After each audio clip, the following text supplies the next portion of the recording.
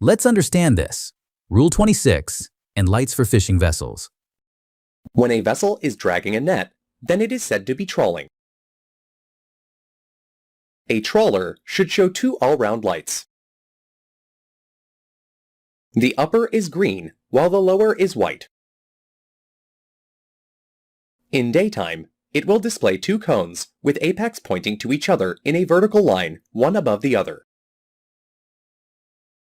If the vessel is 50 meters, or 164 feet, or more, it shall show a masthead light abaft of and higher than the all-round green light. Vessel less than 50 meters, or 164 feet, may not show the masthead light. When it is making way, it should show side lights and stern light. When a vessel is engaged in fishing but not trawling, then it should show two all-round lights. Red on top of white.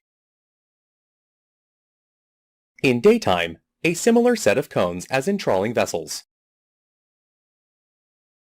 When the fishing vessel has outlaying gear extending 150 meters or 492 feet, then it should show an all-round white light in the direction of the gear. During day, the white light is replaced by cone with apex upwards.